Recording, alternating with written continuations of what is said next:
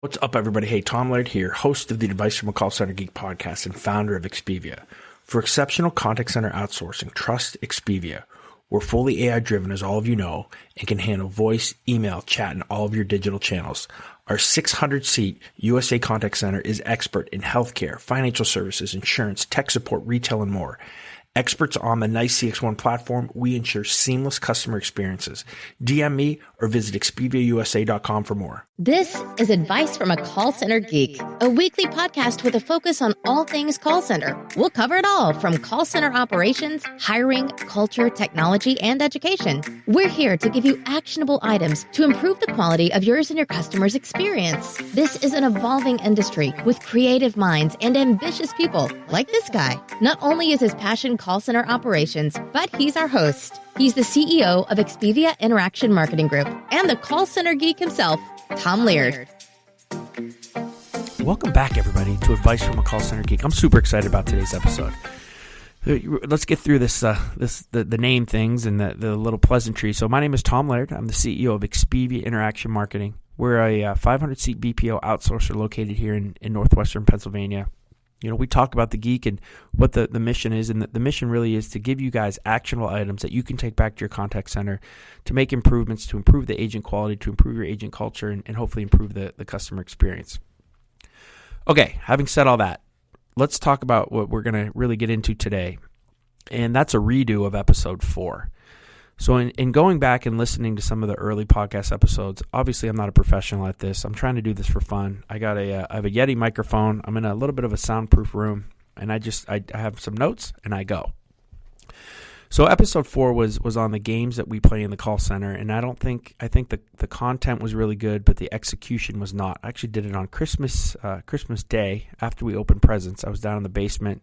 Kids were playing with their stuff. We had a couple hours before we had to go see family, so I decided to kind of knock one out. Maybe it wasn't the best idea.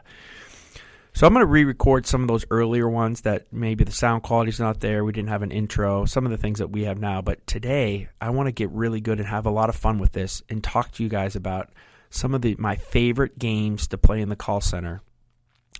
And I'm going to break this up into kind of 3 categories. One is kind of some easy games that you can play on your team or your we call our booths, batteries, and it's kind of how we've broken our teams out. But things that you can do very easily with really no cost. And then some intermediate games that are a little bit of fun that maybe take a little bit of thought, but not too much. And then, some more maybe intense, games and things that do have a little bit of setup, things that maybe you want to do around a holiday that are a lot of fun, but, they just take a little bit of thought. So I want to dig right into this. If you are a call center manager, if you work in a contact center, I think, pass this episode on. This is going to be, something that I think can really help everybody, because if you're like me, you're always looking for, kind of something that you can really get the reps to like and enjoy and have fun during the day. And that's a huge culture thing with us. So we're constantly looking for these types of things. Each supervisor and each of the reps really contributes to this. So we really try to get as much feedback and information and any type of games that they want to play or anything silly that they want to do. We just constantly document. I think we're up to about 150 total games in our game book, our Expedia game book. Again, on our floor, we have to have something going on at all times, and that could be team versus team, that could be individuals, that could be the whole room as a whole. But we really like to at least have 1 or 2 things going on really at all times. So let's talk about some of the really basic games, and these are things that you're probably already going to have in the back of your mind. So the first thing that we would like to do out of these kind of 20 games that we want to play is we just call it pass the ... All right, so this is kind of number 1, pass the ... It's very easy.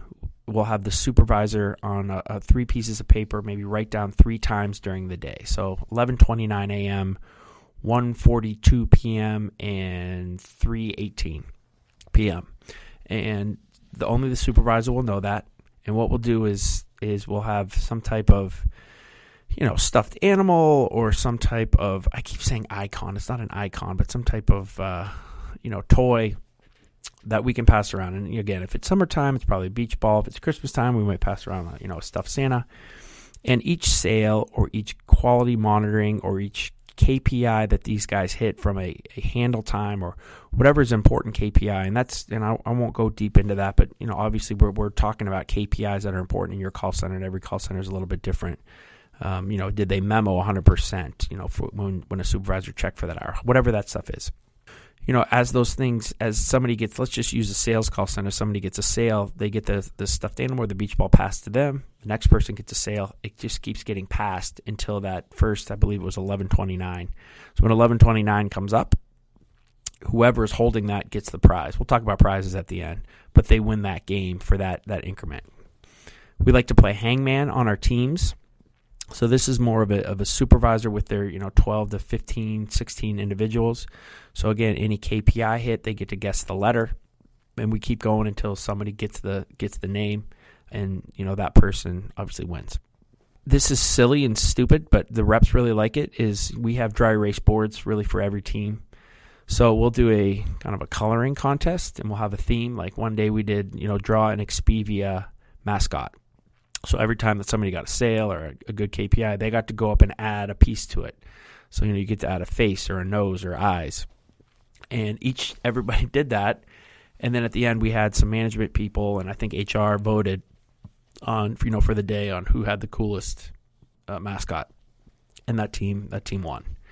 Kind of fun. And again, super cheap. We'll play poker. Any type of KPI that goes out, they get a card. And I think a lot of call centers do this. So we'll do this for a day. We'll also sometimes do this for a week-long deal. So every day they'll keep getting cards. So you might have 25 cards, but you're only using those top 7. And then the best poker hand wins. We like to play cornhole. We have some Expedia boards that were made for us. So we'll play team versus team cornhole. Again, anytime that you get a sale, you get to go up, you get to throw, try to score points for your team. Same thing, we like to do some team versus team tic-tac-toe. And we have a big tic-tac-toe board that we have on the floor. Anytime that you get a KPI, you get to go put your X or your O, and then we just keep, we do best out of 7 series to see who wins. And then this is kind of different, I think. We just call it Bet Who. This was a rep idea, and it's just kind of spun, and I think it's a little bit of fun. But basically, you're betting who gets the next KPI or the next sale or the next person to get that high-quality monitoring or whatever the KPI you're monitoring. So the person, sales, this is the easiest just to kind of give the example. So if Susie gets a sale, she then will bet, who will get the next sale or the next high KPI, and she'll choose that person. So that kind of motivates that person to really try to work. If that happens and that person gets it, then Susie will get a certain point total. Like normally it's 10 points, and then the person who wrote it will get 5, and then they get to choose. So we keep kind of going back and forth. If they don't get it, then it kind of goes back into the hat. It's the next person who gets the sale. So you're constantly kind of, there's a motivation. If you don't bet the person right, everybody in the room is trying to get the next sale to be the person who can guess. If you did get the sale, then you're trying to guess, and you're trying to really motivate the one person. So kind of cool, kind of fun game. All right, those are some easy things that I really like that are constantly going on in the call center. So let's ramp this up a little, and you'll see that there's a little bit of a joke to that. But to some more intermediate things that we like to do. We are huge on sports. I believe that one of the biggest motivators when you're playing these games is to get your associates off the phones, right? Let them walk around for a minute. Make sure that, not everything is just jammed in their booth, that they get a little bit of time to relax. So one of the things, we have a bunch of Nerf hoops all over our call center. So we'll play Hoop It Up. And basically, we just have a Nerf hoop who's at one end of the floor, and then using some painter's tape, we'll mark off different distances for different points. And we'll do an individual, and we can do a team versus team. So you could have up to 6, 7, 8, 9, how many teams you want. Every time that somebody gets one of those KPIs, they go up, they get to shoot. If they make it, they get those points for their team. One of the things that we started when we were just starting out, and really we're on a little bit of a lower budget than we are now, is we play rollerball or hall ball. And we call it a hall ball because the call center attached to a hallway, when we first started out. So we would walk the rep all the way to the end of the hallway, and they would have a ball that they would roll. And literally they would just roll it into like a garbage can. They would roll it into a cup. It doesn't have to be anything crazy. They loved it. And then what we did is we said, okay, we got hall ball. That's cool. So let's now ramp it up.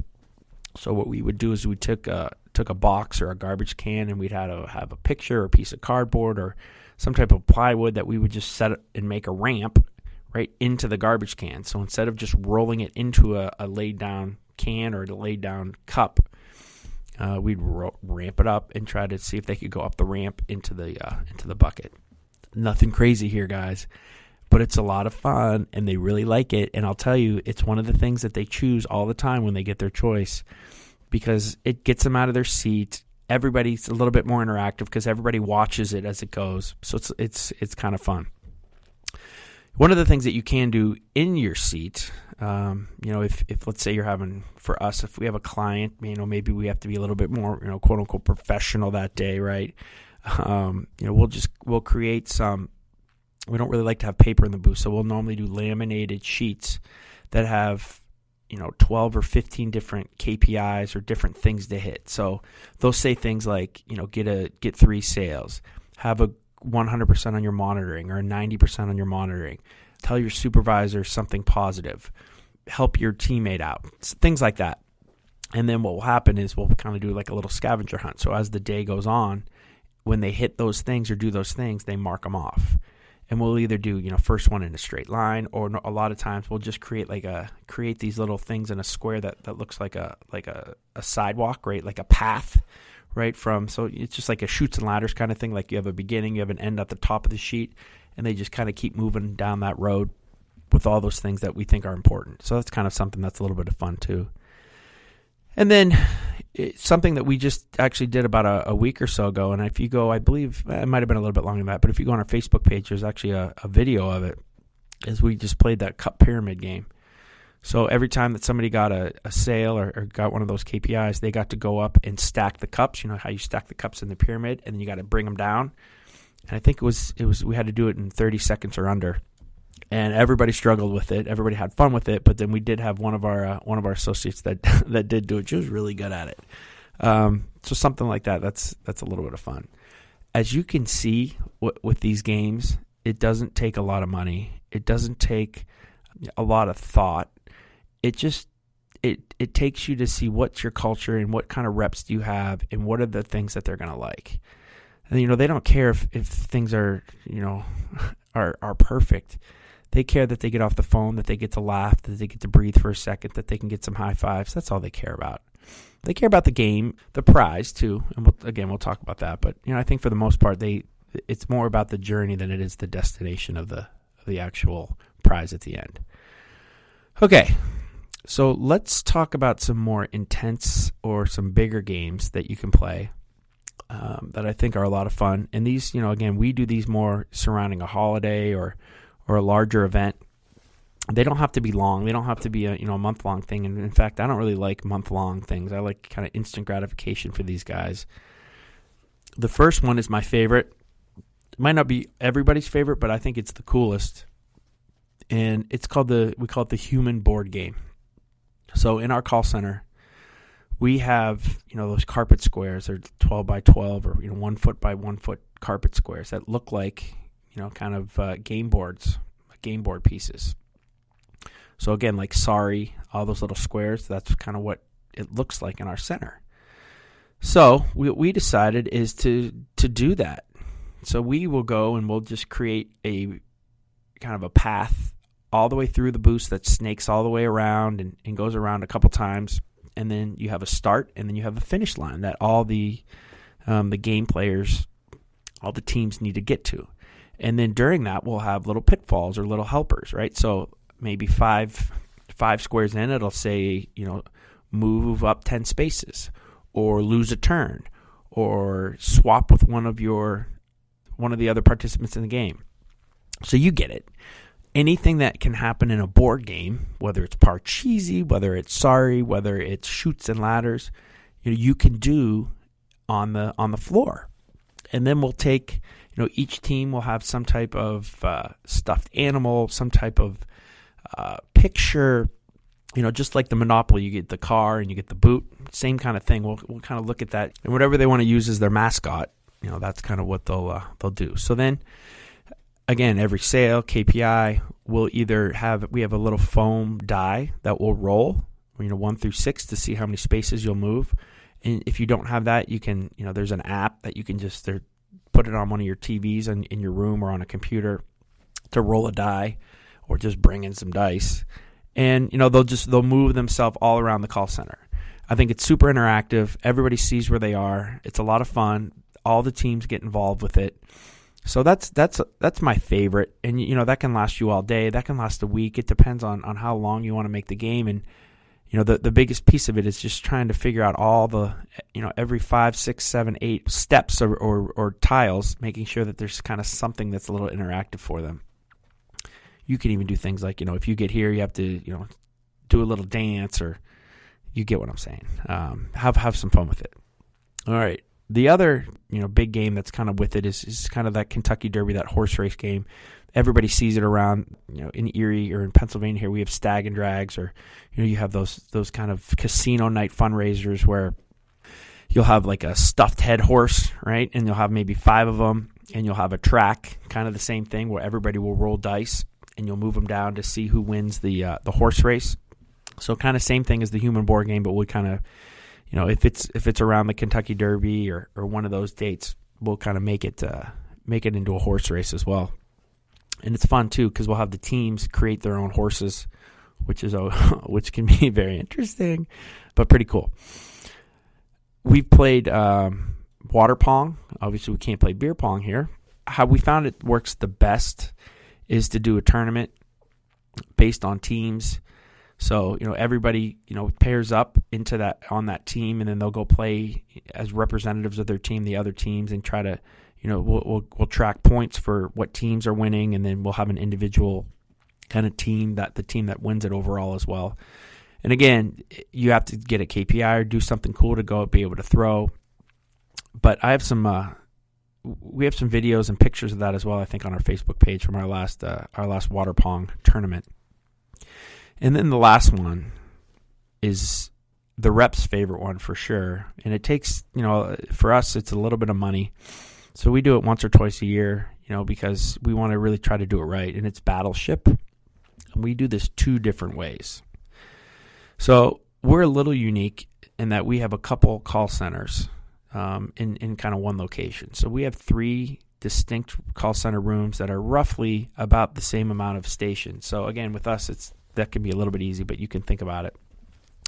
And what we'll do is in each room, we'll designate a couple stations, because if you think about it, we have call center booths, like 3 by 5 foot call center booths. They look like the actual spots on a battleship board. So we'll take 3 booths and say that's a battleship. We'll take 2 over here and say that's like a destroyer. And then we'll take 5 over here and say this is an aircraft carrier. And then each of those booths, they correlate to A1, A2, A3, A4. And we'll do that in all 3 rooms. And then anytime we get a sale, we use Slack for our communication on our floor. So the supervisor of that will Slack over to the other room and say, all right, we got a sale. We think that you have a battleship on B4.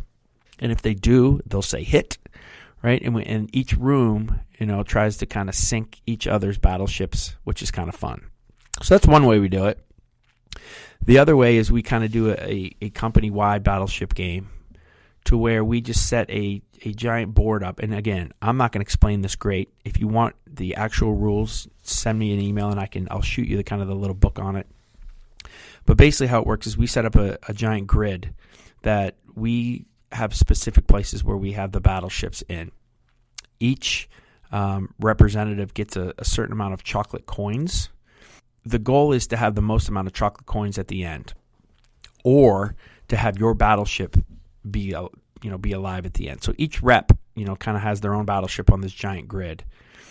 They get points based on if they guess things. We'll have certain things on the grid like get 5 more coins, get 2 more coins, or give 3 coins away. If your battleship gets sunk, you lose all your coins to that other person. So we keep kind of working it through.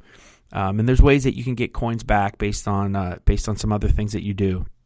But it's the person who either is, at the end has the most coins, or 2, has the ship that's left at the end. So again, it keeps everybody kind of going. It keeps everybody going through the whole way. And we have some different ways to keep people back in the game. But again, I'm probably not explaining that really good. It's an awesome game. I have the full kind of directions on it as well. The other thing that I think we've just started doing is we've been using social media for our games. We'll say things like, if you get a sale, we want you to go on our Facebook page, say something nice about the company, say something nice about your coworker. We'll do things like give a quote. We have we talk about attitude and effort here. Give us the best quote today on attitude and effort that you can think about. Put it on the Facebook page, and then we'll vote at the end for all the reps that posted that stuff, and they'll get the prize. And it also, so not only does it help your employee engagement, but it also helps, kind of what it looks like on your social media. The other thing that we do as well is we've been passing a camera around to each of the supervisors, and you've been doing some team versus team kind of picture taking or Instagram taking to see who's coming up with the most unique, the coolest things that we can post on Instagram. And then we've been voting on those as well. So that's kind of my favorites. And I love that the addition of the social media that we've been trying to figure out how we can get more engagement of our employees on the social media scene from a positive standpoint. And I think we've been doing a pretty good job with that. But remember the bottom line of this. The bottom line is to have the reps enjoy their job. If they can't enjoy their job, they're not going to enjoy, handling your customers, dealing with the daily interaction of your customer experience. So making sure that you have them engaged on a positive front, that you are controlling what's going on, that you are making your environment fun for them. It goes a long way into the improvement of the whole customer experience. So this isn't just kind of something to maybe, make a day a little bit more fun. I think it has a direct impact on your customer experience. It has a direct impact on your turnover. And, the culture of the organization can really rise when people see that they're really enjoying what they do every day. The last piece of this is, I said we want to talk a little bit about, what prizes. Prizes don't have to be crazy. Everybody has their own budget, their own culture when it comes to prizes and those types of things. At Expedia, we really enjoy giving away extra break time. I think from a cost-effective standpoint, it makes the most sense for us, but it also helps the rep as well, as they get to choose when they get, extra 5, 10, 15, 20 minutes of break. So that's a huge plus. We'll do things like get a sale or get a KPI, go home. So again, that last hour, doing those types of things where they have a great QA, they have 100%, they get to go home, with pay for maybe the last 25 minutes. But other things, everything from lottery tickets to the gift cards to, people will fight for an Expedia pencil. I think I said it earlier, it really isn't about the destination with this. This is more about the journey of the day and controlling it, having fun with it, and then celebrating kind of the end prize, as even how silly or how little it is, making that fun as well. You got to have good middle management to do this, and especially making sure that they buy into it. You'll have sometimes we've had supervisors that thought the game was quote unquote stupid, right? And I don't really deal with that at all. So they kind of have the message now that no matter what we're doing, they're going to buy into it. They're going to have fun with it. And they've found that it just makes their life easier. It makes their reps' life easier if everybody's on the same page with it. And that's a management training issue and things that we go over. But I hope that you enjoy this episode. I think, again, I'd love to have a two-way street with this. If anybody would like to post anything on the Advice from a Call Center Geek Facebook page, I'll do a post on this. So that, if you want to put any comments in, I would love to hear some of the other games that people play. Try to make a little bit of a community of call center geeks that we can try to help each other. Again, as I always say here too, there's a little bit of a cheap plug. There is Advice from a Call Center Geek book. It's on Amazon if you just want to Google it, and it basically talks about a lot of the games we have here in a paper format, and a lot of the different podcast episodes that we have done and are going to do. In a little bit of a different format if you'd like to have that. Super cheap.